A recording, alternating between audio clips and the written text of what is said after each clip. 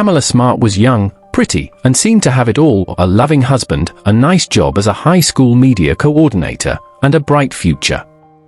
But behind closed doors, her life was about to spark one of the most shocking murder conspiracies the small town of Derry, New Hampshire, had ever seen.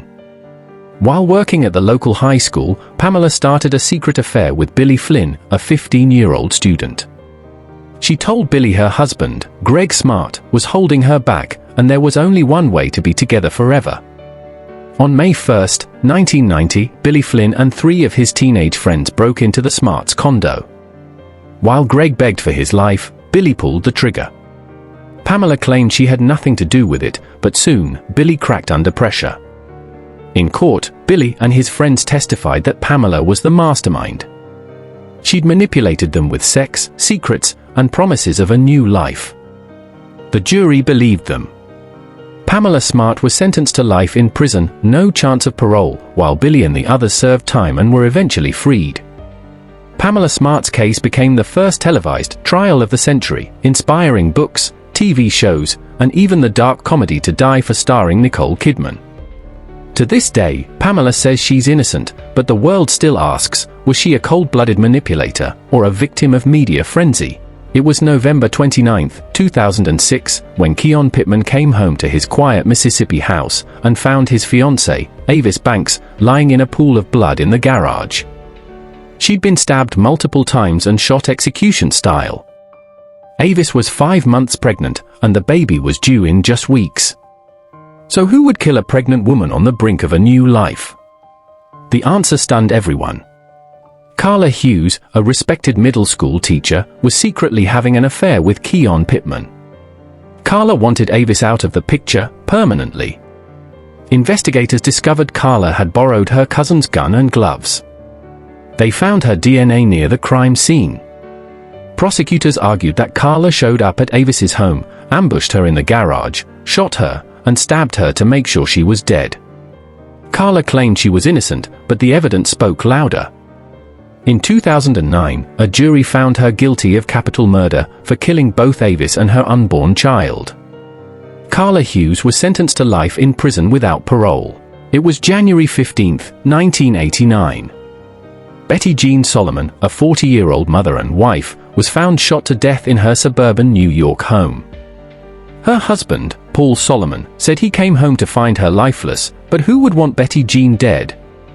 Police soon discovered Paul Solomon, a popular high school teacher, was having an affair with Carolyn Warmus, a glamorous 25-year-old teacher at the same school. Carolyn fell hard for Paul, but he refused to leave his wife. Prosecutors claimed Carolyn bought a .25 caliber handgun through an ex-boyfriend, slipped into the Solomons' house, and shot Betty Jean 9 times. The motive?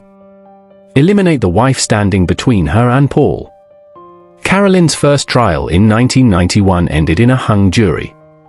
But at her second trial in 1992, a key piece of evidence sealed her fate: a black glove found near the crime scene and phone records tying her to the murder.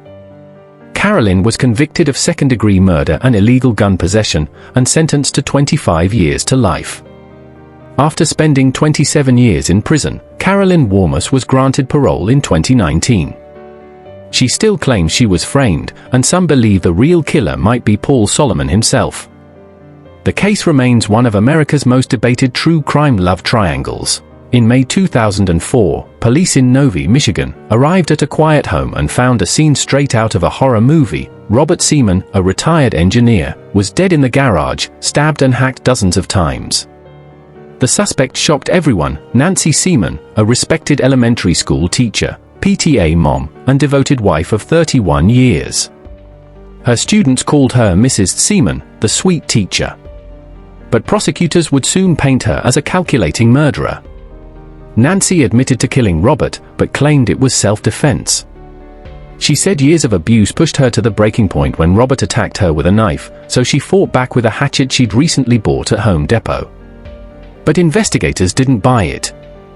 They argued Nancy planned the murder, pointing to receipts showing she bought the hatchet days earlier, plus evidence she cleaned up the crime scene and hid Robert's body. To them, it was murder for freedom and money. In 2005, a jury found Nancy Seaman guilty of first-degree murder. She's been in prison ever since, fighting for clemency, claiming Michigan's justice system failed to protect a battered woman forced to defend herself the only way she could. Even today, Nancy's case splits people down the middle. Was she a victim of domestic violence who snapped, or a master manipulator who planned her husband's brutal execution? Law students, legal experts, and women's rights advocates still argue her case should be re-examined.